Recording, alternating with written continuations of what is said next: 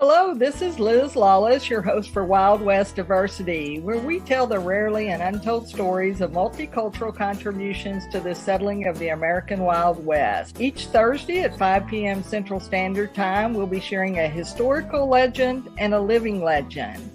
Someone from history and someone living that Western lifestyle today, keeping it alive for the future generation. We hope you'll join us on Thursday. If not, we'll see you on the trail. Hello, this is your host, Liz Lawless for Wild West Diversity. And today, this is episode 16. And today we're talking rodeo again because we have big rodeo coming up here in Dallas. We've been putting this rodeo on for over 30 years. And so I'm just delighted today to continue with this Hearn legacy that we've talked about a little bit earlier. Today on the show, we have Harlan Hearn, who's the oldest son of Cleo Hearn. Mr. Hearn has 4 boys, and Harlan's the oldest. And then his grandson, Charles Flores Hearn, is here with us as well. So, hey guys, welcome to the show. Hello, thank you for having us. We appreciate the invitation. Yeah, well, this is great. So we've been doing this show to talk about multicultural contributions to the Selling the West.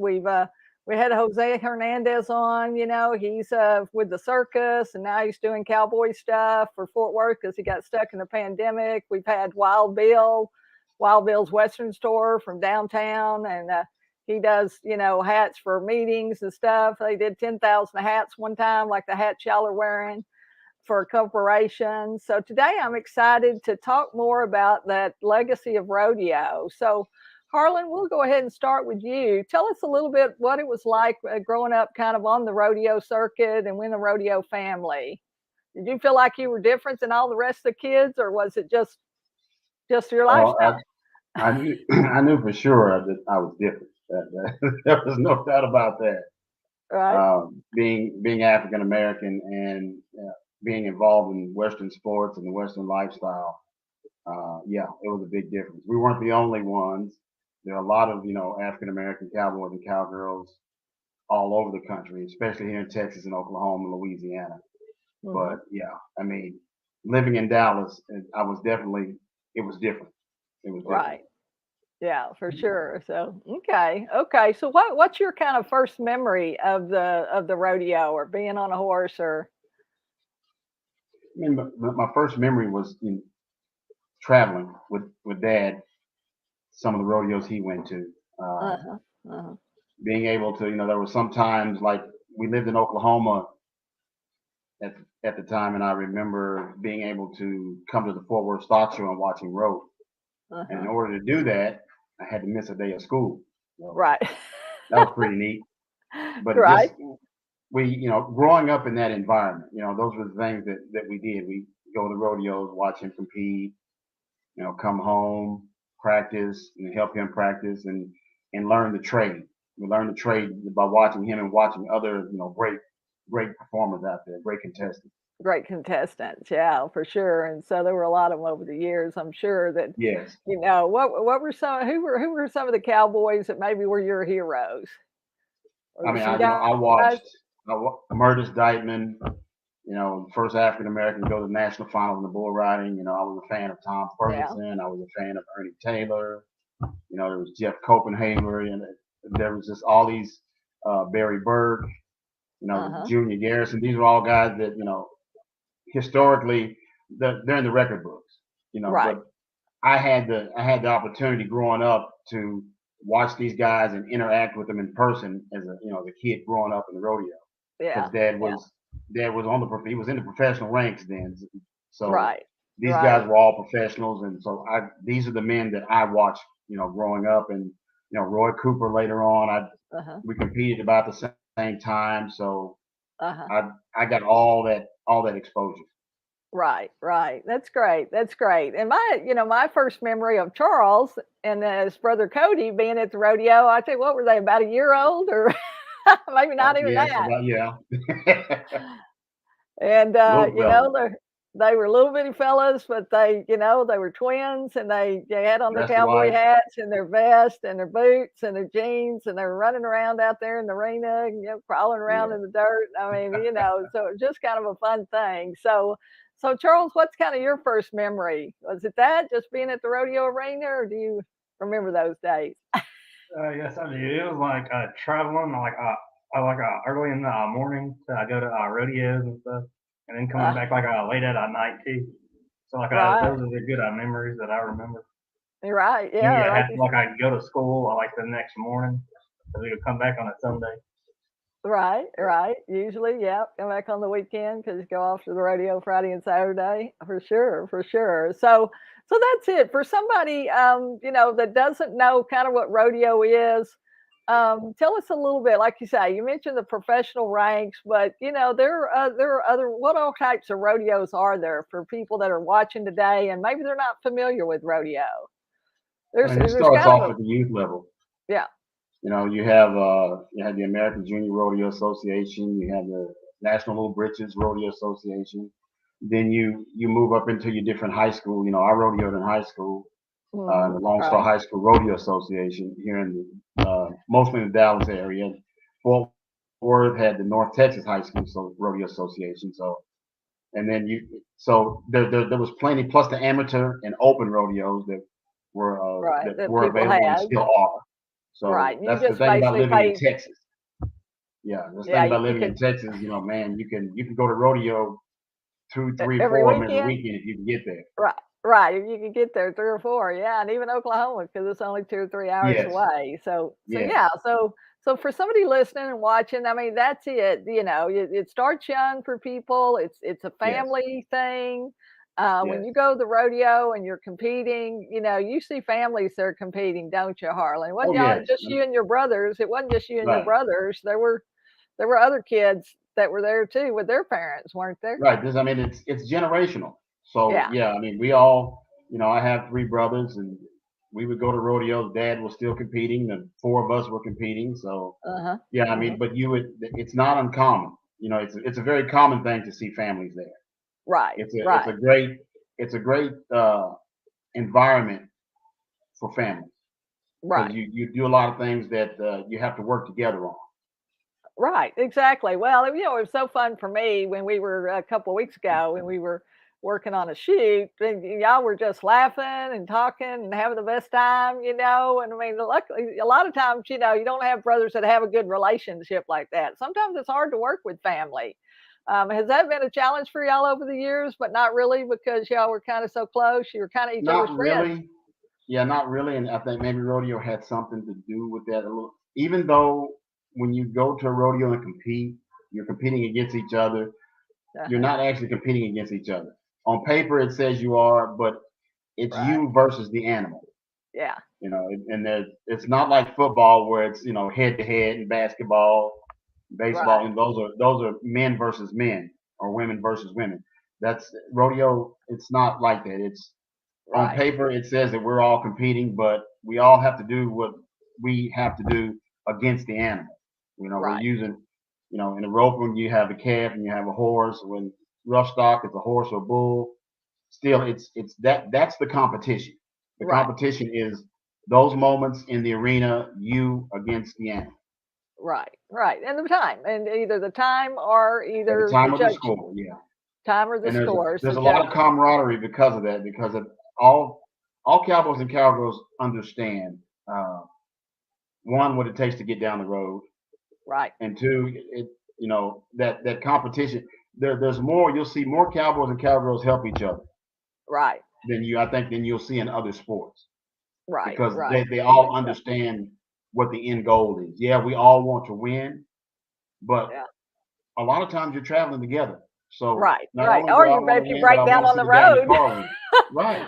or if you break down on the road, you want somebody to stop and pick you up. You don't want them to just drive on by Exactly. because they're like, "I'm sorry. Oh man, that's Harlan. Let's Yeah, leave him yeah, out that's there because he might beat us next right. week on Friday." Yeah, It's not that's like happened a that. time or two, and that camaraderie and friendship that you have in rodeo, those are the moments that really it comes to bear. Right, Right, for sure, for sure. Well, I think we've got a little video here, so we're gonna break for just a minute. We're gonna watch this video clip. It's got a clip of kind of some of the history, some of the family, and some of the rodeo events and stuff. So we'll take a break here for just a minute, and then we'll come back and kind of keep this conversation going. Okay. Cowboys of Color got started 20 years ago. It's my dad, Cleo Hearn's idea, including African American, Native American, Hispanic American, and Anglo American cowboys all competing like they did in the West back in the 1800s. Here at Fort Worth, we started in 2010, so this is the 9th year. Been a great deal since it's been here. He'll have to wash his hair after that. Very special day.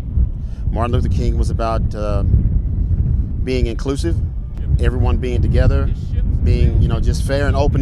It's about opportunity. What we do is about education. Being on Martin Luther King's birthday, it gives us the opportunity to educate people and say, this is the American West. There's a long history of it, but the history that may not be and is not the complete history. It was a multicultural history. Us being here on Dr. King's Day with a multicultural event with all races involved, it makes it very special. There we go. Riding that nice paint horse, checking good, darling. We have a wonderful, wonderful relationship and partnership with Fort Worth. I see this continuing to grow.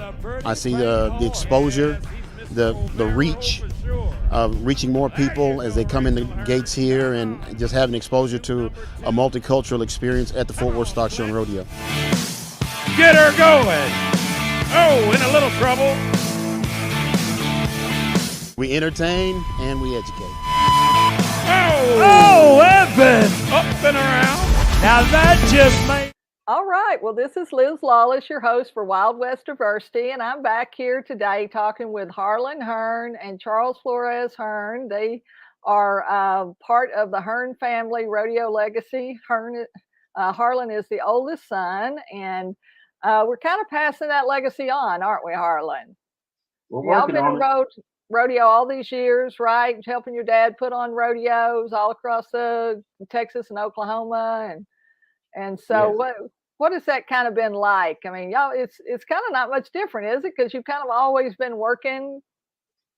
Right. We started helping out, loading cattle, which is what we still do. But we started that. I must have been 11 years old. Right. My brothers were a little younger. Just when he started producing rodeos on a somewhat consistent basis.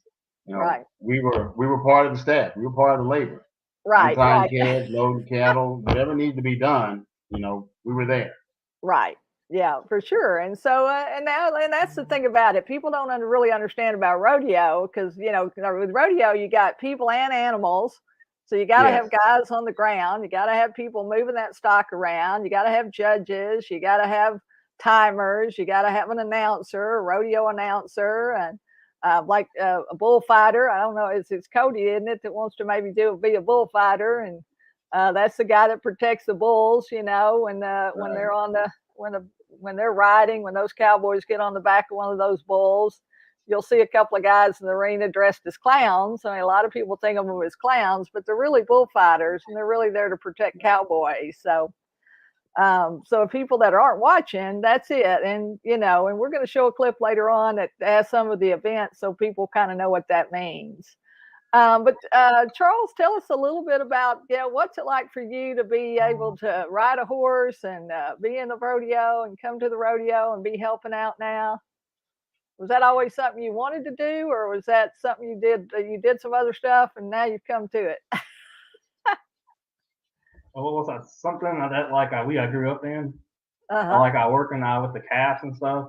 And at the state fair, I think that was my first rodeo, riding in the grand entry. I think it was. And so now I'm trying to learn. I had a calf I rope and stuff. And so when I have kids, I pass that down to them, and I show them that, so it doesn't die out. Right, for sure. So that's it. Like you say, we've been talking family legacy. Rodeo is all about family. And that's and that's a great piece of it too. You don't have to worry about your kids. I mean, that was the thing that was kind of astonishing for me at first when I first started participating in the rodeos, and I think, Dad started doing consistently in 1985, and I came along in 1992. But that was the thing about me, you didn't have to worry, because if Johnny or Mary or somebody was down, stomping on the rose bushes, here they came, with Miss with with Miss Jones or with Mr. Mayfield, and they said, we saw Johnny or Mary down here, getting into something they didn't need to be getting into, and they brought them back because everybody knows everybody, like you say, on the circuit. So that was really interesting for me. Well, Harlan, what were some of the challenges? Let's touch on that, because obviously y'all been rodeoing for 40, 50 years. And we know there were some challenges, when y'all went out on the road, especially, I'm sure. Challenges. That would be being Cowboys of Color. You're out there on the road, different parts, different states, and there is a void. There's a historical void when it comes to the Old West. Mm-hmm. And if you look at movies, you look at magazines, there's a certain depiction of what the cowboy looked like, and that depiction was not completely true. So when you go out on the road and they see Cowboys of Color, myself, my brothers, my dad, and other cowboys and cowgirls that are out there, it's an oddity to a lot of people. They're surprised. It's something they did not expect. And on the one hand, it sparks interest, but it also shows what we need to do, what we need to do work-wise, and that is education. We need to backfill. We need to backfill the history books a little bit. You're not taking anything out of the history book, but there's a lot that needs to be added to the history book for African American, Hispanic American, Native American cowboys and cowgirls that played important, vital roles in the creation and the settling of the West. Right, for sure. And, these are the people that created these towns and these, ranches and farms and places. And that's the thing about it, they all participated. We had all cultures participating. And that's a big reason why we do this show, because we want to fill in those holes. We want to educate people. We want to also show younger people that aren't in this rodeo business that this lifestyle still exists. Some of these jobs still exist. They may be a little bit different.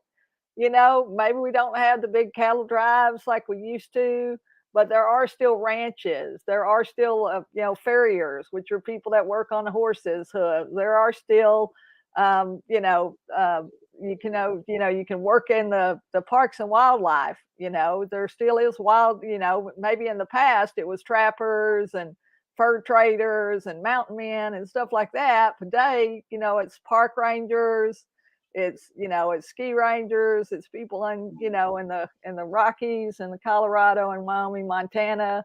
I mean, there are still jobs that exist that are related to this Western lifestyle that began years ago. Same thing, military. We still have military.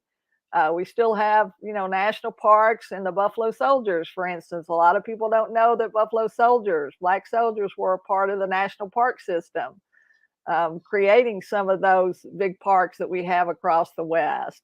So it is a lack of knowledge and on other people's part. And so I feel like those of us that know these stories, we've got an obligation to tell those stories so the next generation, like Charles's friends, they know about this. Now, Charles is going to tell them and he's going to post and they're going to know he's a cowboy. But, they may not know, well, how, I want to do that too. How could I do that too? And so some of those ways, I guess, like you talked about, were the high school rodeo. Check locally, see if you got a high school rodeo. Find somebody that has horses. Like you say, your dad didn't have a horse when he started. He used somebody else's horse, or he had friends that let him ride somebody else's horse. So you can do those kinds of things.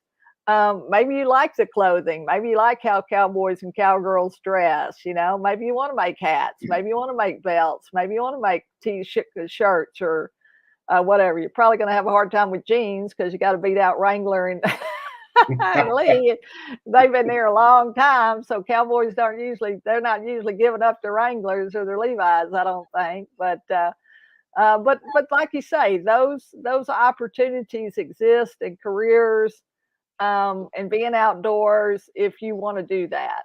Yes. A lot of Yes, they do, and that's that. You know, what we do, it's more about exposure, because what you run into is there's a lot of people that do not realize that there were people of color involved in the western areas of settling the American West. Right. And so what you do is it's not necessarily about rodeo as much as it is about giving, especially younger kids, an option that they didn't know they had. Yeah. You know, if you don't see yourself there, you don't know that you've been there. Right. So that's what we work on, is to say, yes, you have an option, you have an opportunity to do this too, if that's what you want to do. Right. If it's something you enjoy. Yeah. So if Yes. you like animals, if you like horses, if you want to be around, you want to be outside, you want to be in open spaces. I mean, those opportunities are still there. So I think we've got another little clip here that we're going to watch, and this is going to give us a little bit of saying more about the rodeo, I think, and there's some rodeo events, so people will be able to see that. Okay. And so we'll take a break here for just a minute, and then we'll come back. We'll talk a little bit more about history. We'll talk a little bit more about rodeo, and maybe some of the surprises or some of the I guess the highlights, if you will, of being in the rodeo or competing and things like that. So let's take a couple minutes break, and we're going to watch this video for a minute.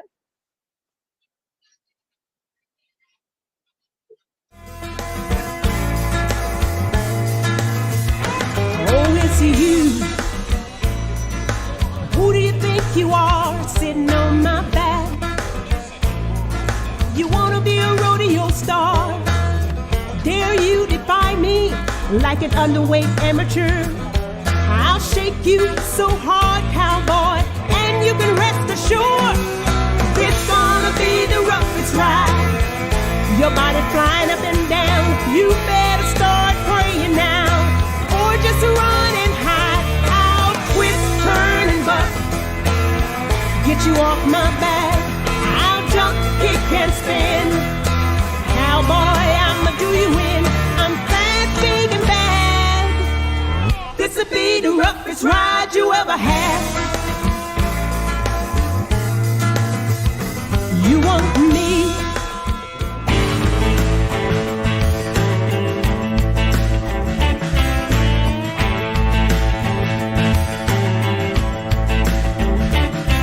I'm a proud cheerleader for the Cowboys. It hurts me bad to see them fall. They feel the pain, but they won't quit. Gotta have that ride, those boys addicted. 2 horns up.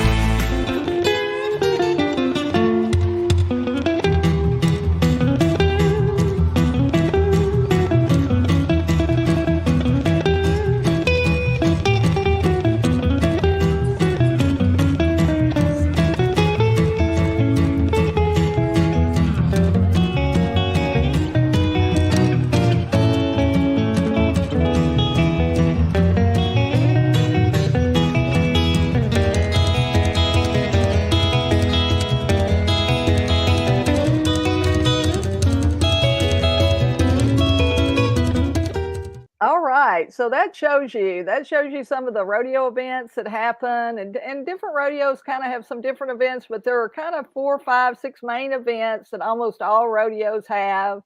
That's bull riding, that's bareback, some kind of horse, or wild horse, ranch riding, bronc riding. Then there's calf roping, which is what your family did mostly, wasn't it, Harlan? Did you boys do bull riding and other stuff? I don't remember ever hearing that.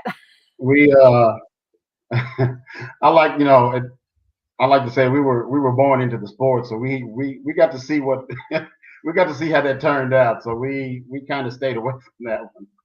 Right. None of us never really had the desire to do rough stuff. I think Dad did early on, but we both just stuck to roping. Right. So y'all were always calf ropers kind of at heart, Yes. weren't you? Weren't when wasn't quite as risky, and it depended on your skill too. I mean, not that bull riding's not a skill, but you do have a judge, but with calf roping you have a timer. With barrel racing you have a timer. You got to get around the 3 barrels if you're a lady and get back out of the arena faster than anybody else, but it's the timer that's going to be clocking you, and not necessarily somebody making a judgment call. And so it's a cross situation there where you have both in the different rodeo events. But I was allergic to hitting the ground, so right. That was a little. I didn't like that pain. Yeah, I didn't like the pain of hitting the ground and being jerked on. The bareback riding's a really rough sport. It's hard on your body. There's guys that love to do it, and I applaud them for it. Bull riders the same way. Bronc riders. I mean, if it's in your blood, it's in your blood.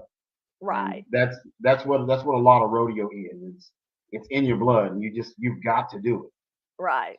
You just want to get up every day and do that. I mean, it was like your dad. He just wanted to get up every day and rope calves. He didn't be a cowboy. He didn't really want to do all this other stuff. I think I think he came to love it, and I love the opportunity to educate people. Yes. Because especially since y'all have Native American and African American heritage, that he wanted people to know these stories and to meet people.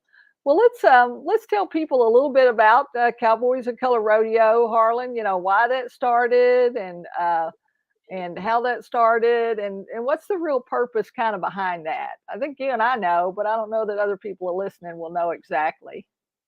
Purpose behind Cowboys of Color, it's 2 things: to educate and entertain. And we're educating about the presence and involvement of Native American, African American, Hispanic American cowboys and cowgirls in the American West, and the vital roles that they played. And one in every 4 cowboys in the Old West were African American. Right. So and like I said earlier, there's in our history books there's a void that doesn't fill in that needs to be filled in. Right. And, this shows like yours, which is greatly appreciated. This puts it on tape for tomorrow and for the future, where people can always reference back and find episodes of your show. The entertaining part, of course, is we've got the cowboys and cowgirls out there competing. We like to give them an opportunity to sharpen their skills. Right. And so we try to put on quality rodeos for the cowboys and cowgirls that they can come to compete for some decent money, and sometimes just kind of get away from home and have a good time. Right. That's right, for sure. And, it's camaraderie all the way.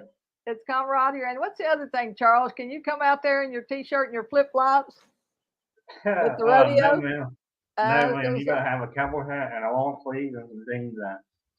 So, yeah. There are rules.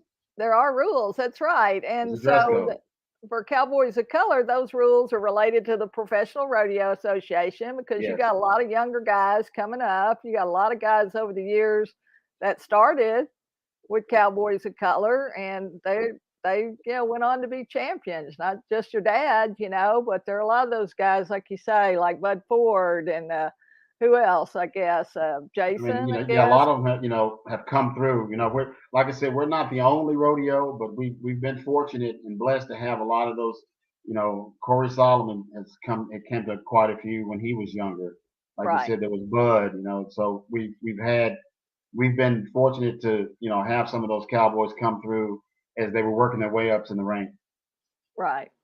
So that they could get to the professional level. Donnell Timpton out of Oklahoma, another great bull rider, and Jason Griffith, who was a bareback rider, who provides stock now. So like you say, there's this opportunity to continue, even when you get out of the rodeo, You know, you can still ranch. You can maybe be a stock contractor. You can maybe participate, put on events or whatever, be a rodeo promoter or announcer or something like that.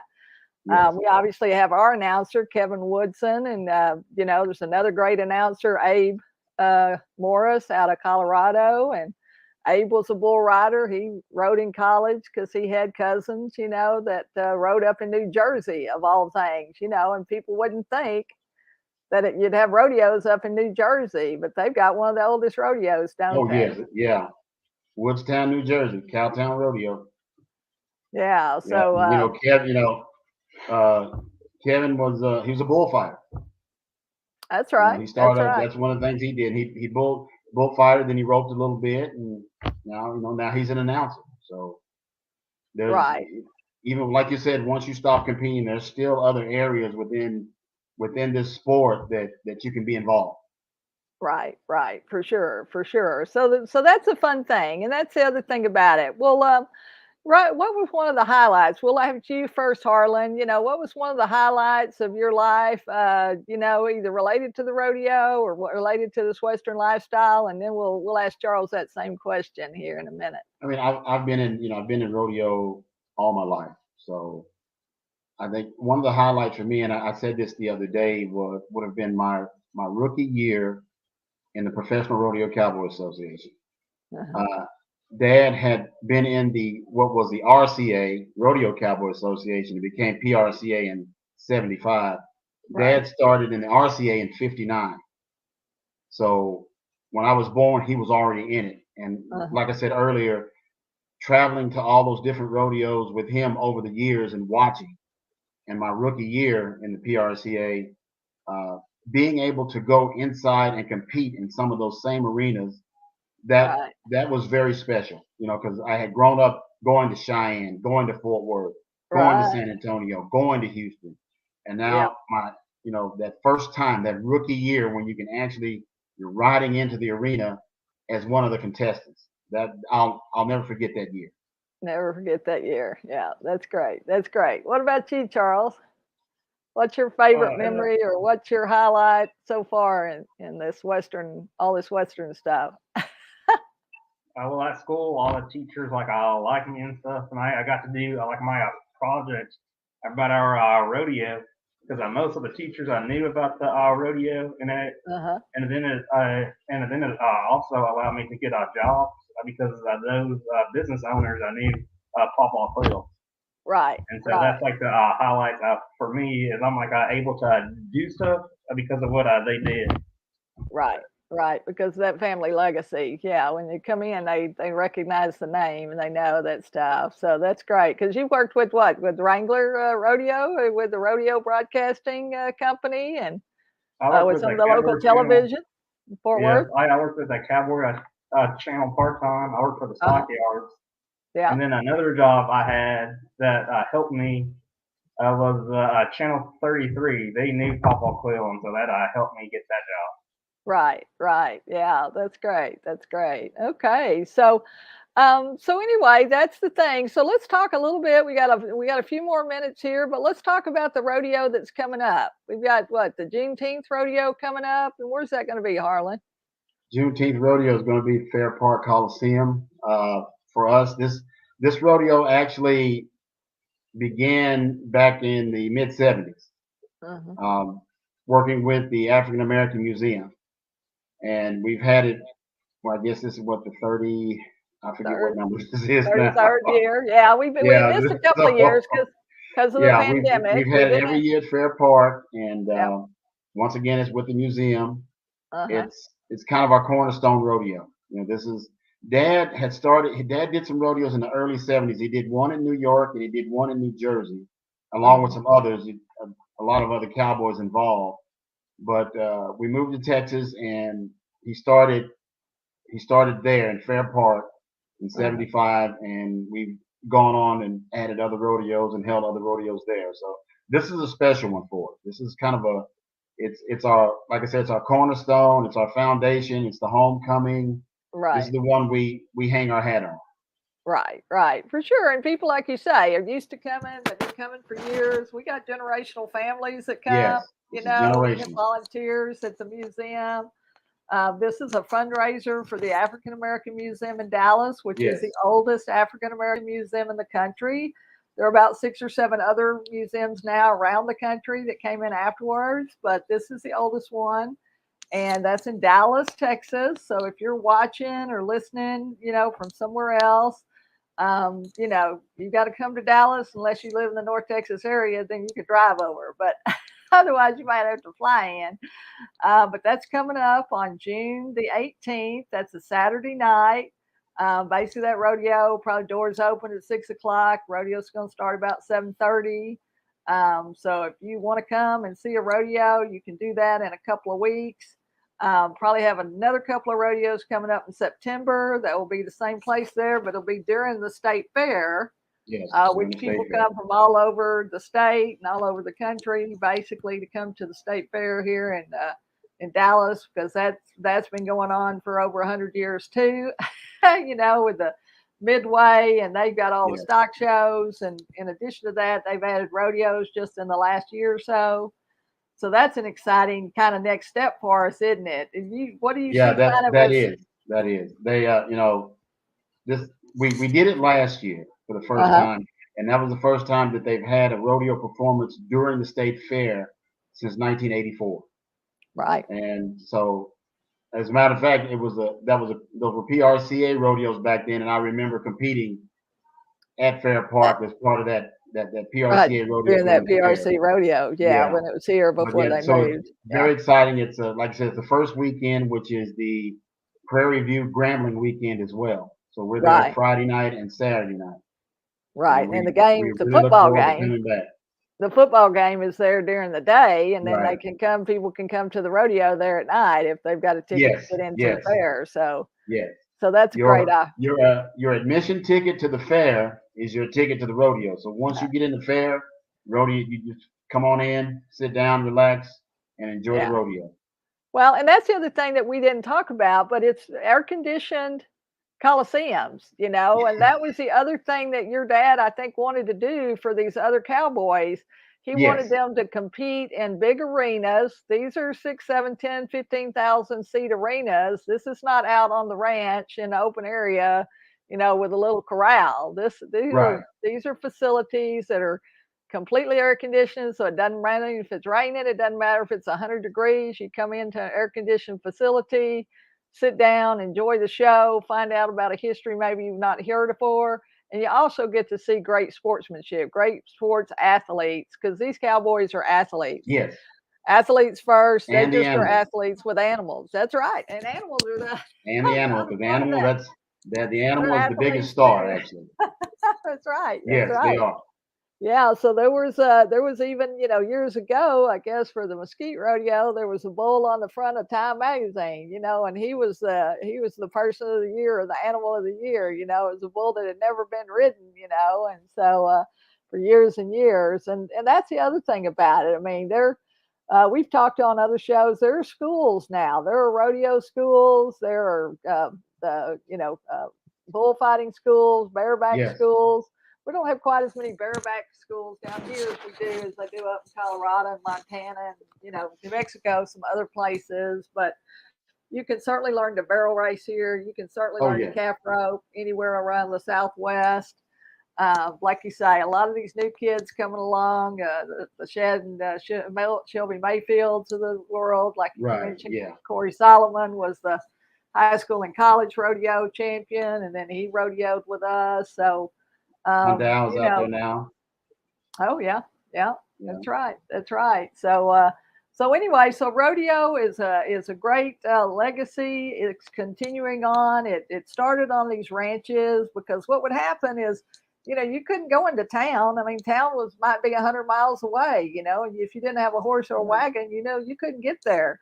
And so, you know, you kind of said, well, my cowboys are better than your cowboys, or some the cowboys in the bunkhouse would say, you know, well, I'm better at riding than you are. I'm better at roping than you are. And that was like you say, the Saturday night entertainment where they compete against each other, you know. And and horse, breaking horses and, and all of that kind of stuff and driving cattle. Everyday stuff. Yeah. Yeah, that was just a part of everyday life. Right. For just these took guys. it and just decided to compete against other ranches, but that was the everyday stuff that they were doing. So Right. And so, at some point somebody came along and said, hey, maybe we could, do this as a sport too. And it started as a sport. And then I guess they had the Wild West shows and Bill Pickett, a steer got loose in the stands, run up in the stands, and Bill Pickett from Taylor, Texas, a little short cowboy. He rode up in the stands and jumped off his horse and grabbed that bull and bit him on the lip and drug him out of the arena. And I guess everybody thought it was a part of the show, but it wasn't. It was an accident, but it became a part of the show. Became a part of the show later on. And so, the wrestling we have today. Yeah. So the wrestling event, that's where it came from, Bill Pickett. Right. So Bill Pickett was an African-American cowboy. He's somebody maybe you've heard about, a lot of our people have heard about, but that's why we have this show, because we want to talk about these other people. We want to talk about Jesse Stahl. We want to talk about Murtis Dietzman. We want to talk about Marvell, your dad's cowboy hero that he first met and how he got interested. And for you kids coming along, for Charles and Cody and these other kids and friends of his, they're getting to see that lifestyle every day.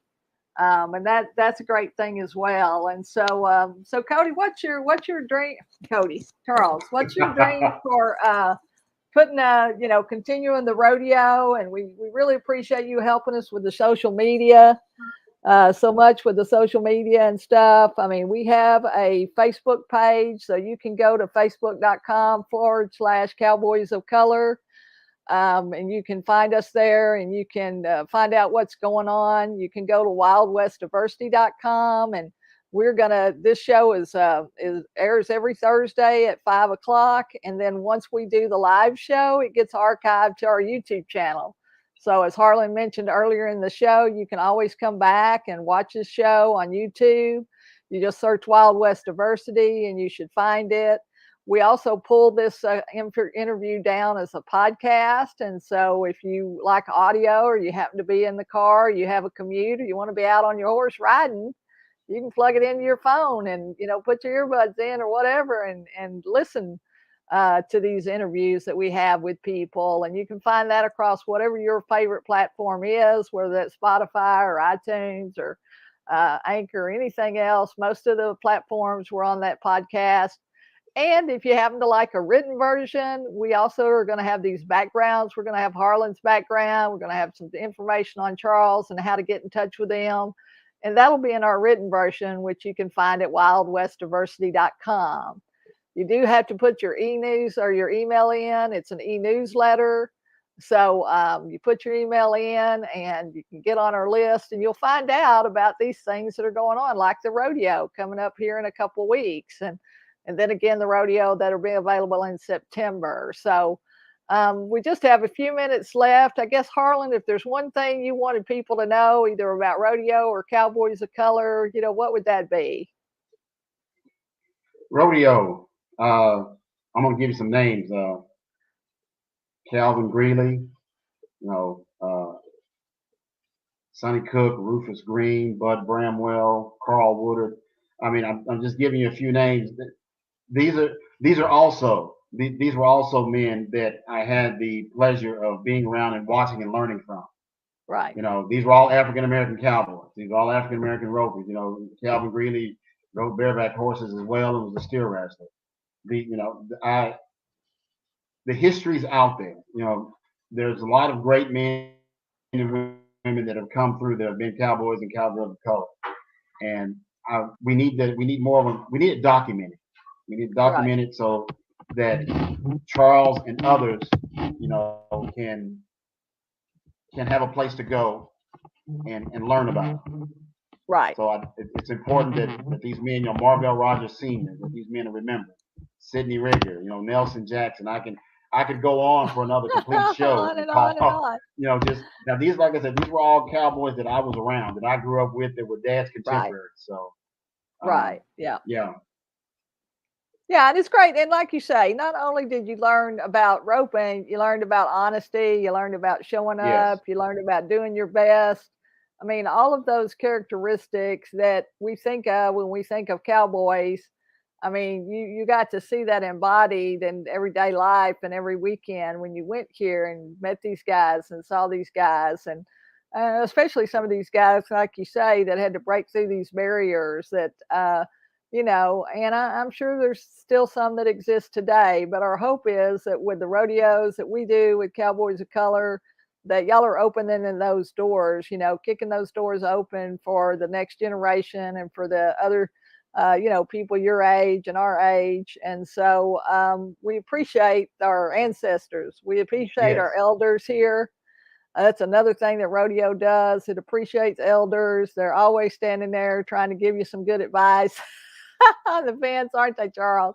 You can get on the horse and ride around without one of them telling you something about, well, maybe son, sit up a little straighter, or pull that rope a little to the left, or swing that a little higher, or whatever it might be. I'm sure there's somebody doing that, telling you those kinds of things, which is okay. So what's your hope, Charles? I guess between continuing the legacy, what would you like to see here in the next little bit, as far as the rodeo or this legacy or people knowing more about it?